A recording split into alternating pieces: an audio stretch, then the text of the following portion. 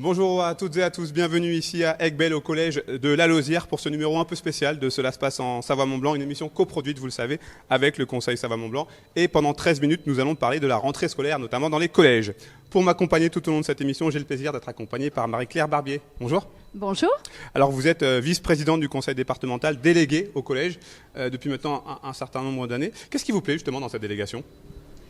Écoutez, je crois que ce qui me plaît le plus, c'est d'être au cœur du sujet, sur le terrain, puisque c'est vrai que dès le début de mon mandat, j'ai engagé une tournée de l'ensemble des établissements, ce qui m'a permis de me rendre compte des besoins qu'il y avait, et il y en avait des besoins, notamment en termes de restructuration des établissements. Et c'est d'ailleurs dans ce cadre-là qu'en cours de mandat, l'Assemblée départementale a pris en charge et a mis en œuvre un budget d'environ 150 millions d'euros pour la restructuration d'à peu près 20 à 25 établissements. Alors, je disais en introduction, nous sommes donc ici à Aiguebelle au collège de La Lausière, établissement qui a fait l'objet et qui continue à faire l'objet d'une importante rénovation pour cette rentrée. Un mot déjà sur ces aménagements ici. Sur La Lausière, alors c'est vrai qu'on a une grosse restructuration sur cet établissement, de l'ordre de 6,5 millions d'euros, qui va nous permettre des mises aux normes pédagogiques. On va travailler beaucoup sur tout ce qui est classe technologique, scientifique, le CDI, une mise aux normes aussi de l'accessibilité. On s'occupe de tout ce qui est désamiantage. Bref, on fait un toilettage complet de l'ensemble de l'établissement pour qu'il soit accueillant et surtout qu'il soit adapté aux nouvelles normes pédagogiques. Alors d'ailleurs, on va regarder tout de suite un reportage sur ces travaux du collège de La Lausière. Tout de suite. Emmanuel Fortin est un homme de défi. Et pour sa 3e rentrée en tant que principal du collège La Lausière à Aiguebelle, c'est peu dire qu'il a été gâté. En plus de devoir gérer une rentrée 2020 placée sous le signe des protocoles sanitaires Covid-19, Monsieur le principal a en quelque sorte endossé le rôle officieux de chef de chantier.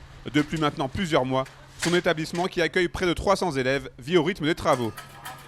Et cette restructuration quasi totale de son collège d'un coût de 6,5 millions d'euros, il en est très fier. On travaille bien sûr avec les entreprises, mais comme on participe à ce projet, je vais vous dire, à la fin, on est impliqué dans le projet. Avec les enseignants, avec tout le personnel de l'établissement, les agents, tous ceux qui travaillent dans l'établissement. C'est un projet qu'on mène ensemble et on sait qu'à la fin on aura un bel établissement, donc on est heureux d'avoir participé à ce projet. Le restaurant scolaire où 250 enfants déjeunent chaque jour a été totalement refait à neuf. De nouvelles salles de classe vont être créées et le CDI, lui, sera agrandi. Au total, ce sont plus de 900 mètres carrés de surface en plus qui sortiront de terre. Mais les élèves du collège devront faire preuve de flexibilité car les cours auront lieu dans un premier temps dans les salles existantes et dans des préfabriqués. Les nouveaux locaux seront accessibles après les vacances de la Toussaint.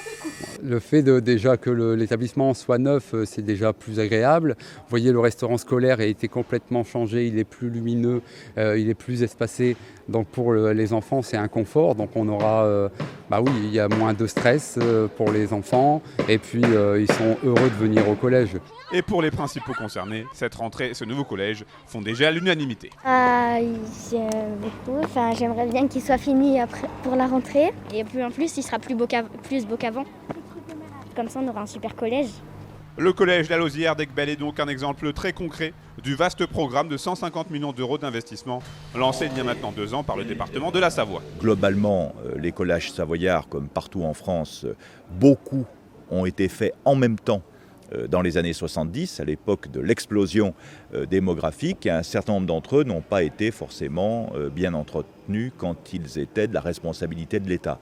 Donc depuis quelques années, les départements ont la pleine responsabilité des travaux dans les collèges et c'est pourquoi nous avons lancé ce plan ambitieux qui est en cours de réalisation. Et pour ce qui est de la Covid-19, Emmanuel Fortin l'a martelé, cette rentrée 2020 sera la plus normale possible. De retour sur ce plateau ici à Aiguebelle. Alors Marie-Claire Barbier, cette rentrée 2020 sera forcément particulière au vu du contexte sanitaire dans les 46 collèges publics et privés de Savoie. Oui, bien sûr, comme partout en France. Alors on a quand même la chance actuellement en Savoie de connaître une situation sanitaire plutôt stable. plutôt positive, ce qui nous permet du coup de rentrer dans des conditions avec un protocole allégé. Alors bien sûr, on est sur le protocole émis par le ministère de l'Éducation nationale, mais le maître mot que nous nous sommes donné avec le directeur académique et les principaux avec qui nous avons échangé la semaine dernière, c'est de rentrer dans des conditions les plus normales possibles pour les élèves, tout en restant prudent et bien sûr en mettant en œuvre les règles de distanciation. Qu'est-ce qui a été ou qu'est-ce qui est le plus difficile justement pour appréhender au mieux cette échéance de la rentrée, au vu du contexte ? Alors, je dirais que concrètement, il y a un ensemble de mesures. Il y aura effectivement l'obligation pour l'ensemble des élèves et des adultes, donc les élèves de plus de 11 ans, de porter leur masque. C'est une organisation interne qui relève du chef d'établissement. Le sujet sur lequel on est le plus attentif, nous au département, compte tenu de nos compétences, c'est la restauration. C'est vrai que du côté de la restauration, il y a certaines mesures renforcées qui seront mises en œuvre. Les élèves, évidemment, devront être passés par le lavage des mains et passer par du gel hydroalcoolique pour rentrer dans les réfectoires. Le protocole prévoit une distanciation d'1 mètre, donc nous essaierons de faire en sorte de la maintenir, mais si ce n'est pas possible, on sait qu'il y a quand même un certain nombre de mesures qui vont permettre de limiter les risques. Les élèves de toute façon seront avec leur masque dans le réfectoire jusqu'au moment où ils arrivent à table. Ils ont leur repas sur un plateau, donc vous voyez déjà on élimine un petit peu petit à petit l'ensemble des risques. Et puis en termes de service, nous avons fortement préconisé le fait qu'il n'y ait qu'un repas, un choix et non pas une démultiplication de choix pour éviter d'aller, on va dire, faire du touche à tout. Le fait que la restauration scolaire va pouvoir reprendre un rythme normal, j'imagine que c'est une très bonne chose, notamment aussi pour les élèves. On sait que c'est important. C'était effectivement espéré et attendu par tous.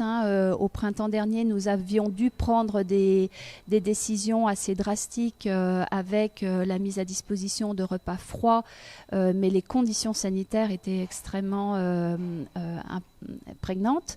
Et donc, d'ailleurs, ça nous a quand même permis du coup, d'expérimenter le champ du possible au cas où, plus tard, nous devrions revenir sur un système un peu plus drastique.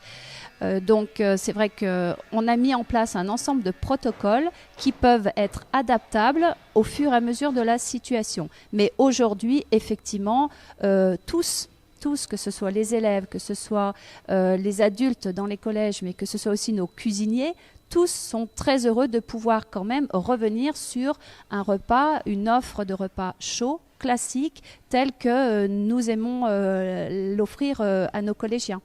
Autre bonne nouvelle, la réouverture des internats.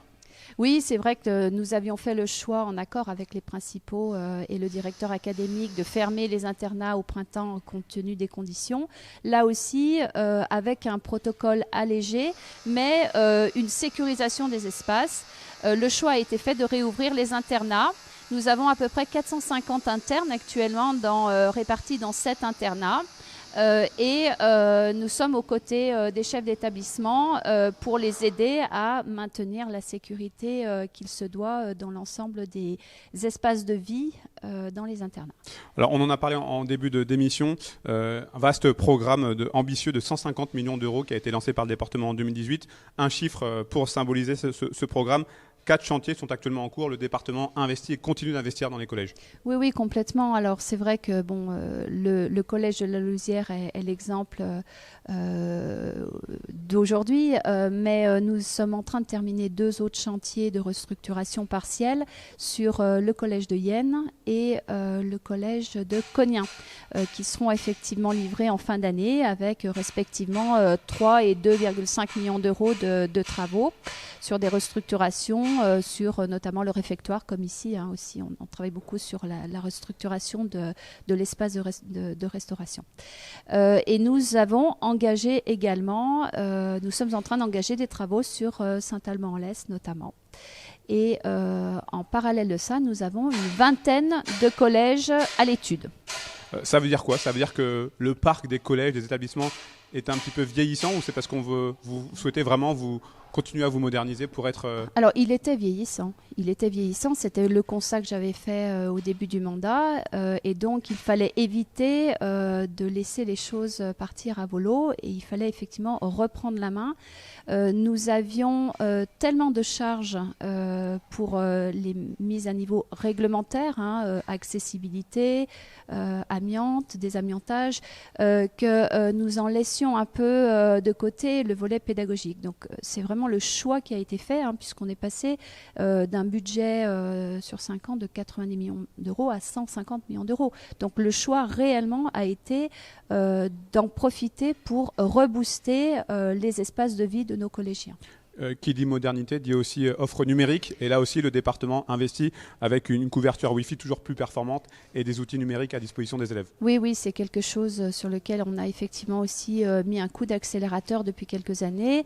Nous étions engagés dans le plan numérique de l'État, qui certes s'est arrêté entre-temps, mais nous avons continué le nôtre. Et ce sont un peu plus de 1500 tablettes aujourd'hui qui sont diffusées dans les établissements.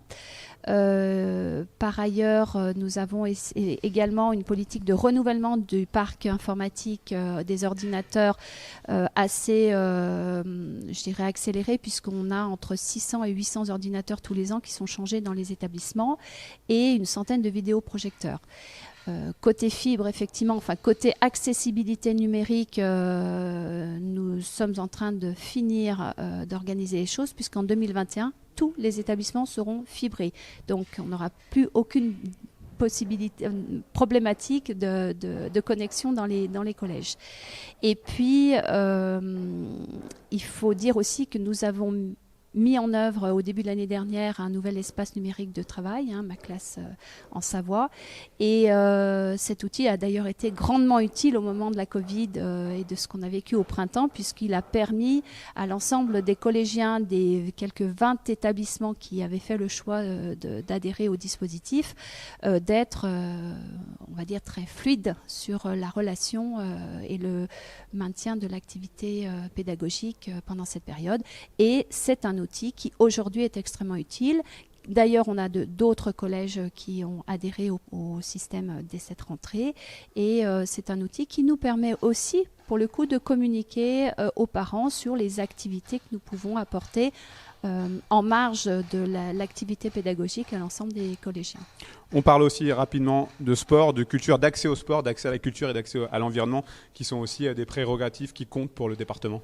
Oui, des sujets très importants pour ce qui nous concerne. On a nos 4 plans qui fonctionnent parfaitement. On a régulièrement plus de 12 000 élèves dans l'année qui passent de près ou de loin par l'un de ces plans.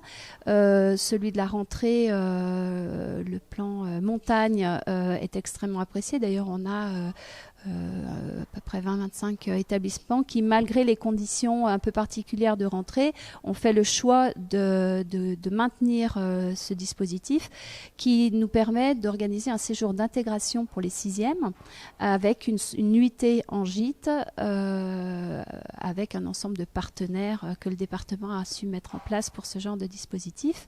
Alors, on l'a un petit peu adapté cette année, c'est-à-dire qu'on a laissé le choix. Certains établissements vont garder le système habituel avec les 2 jours d'intégration et la nuitée, mais d'autres n'iront qu'à la journée. C'est un choix qui est fait par l'équipe éducative. Nous avions proposé ce double choix pour permettre au plus grand nombre, pour permettre de s'adapter aux besoins et aux volontés du plus grand nombre. Et on a aussi, entre septembre et octobre, le plan nautique qui va permettre à bon nombre d'élèves de 5e d'aller goûter aux joies de l'aviron, notamment sur la base d'aviron d'Aiguebelette, qui est en fait propriété du département de la Savoie. Et évidemment, nos 2 plans ski, piste et nordique, de cet hiver, fonctionneront, sauf à ce que les conditions, évidemment, demandent de resserrer les choses, mais en tous les cas, nous avons aussi des protocoles clairement établis pour accueillir les élèves dans nos plans sportifs dans les meilleures conditions qui soient. On termine cette émission avec le conseil départemental des jeunes qui continuent. Une plus. Oui, Une bonne le nouvelle. CDJ, effectivement, nous continuons. Alors nous avons fait le choix cette année de faire, de garder, on va dire, la promotion de l'année dernière à nos côtés un an de plus, puisque c'est vrai que les conditions Covid n'ont pas permis disons, d'aller au bout de la démarche l'année dernière.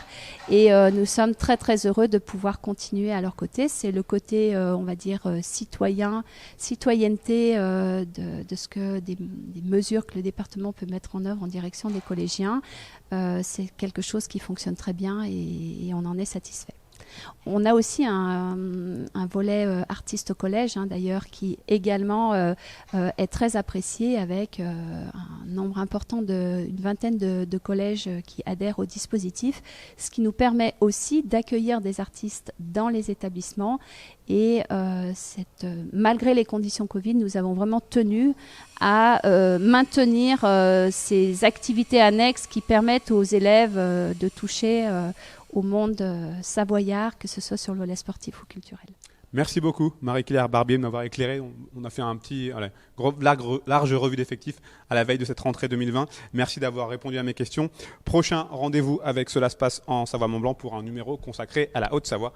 À très bientôt sur nos antennes.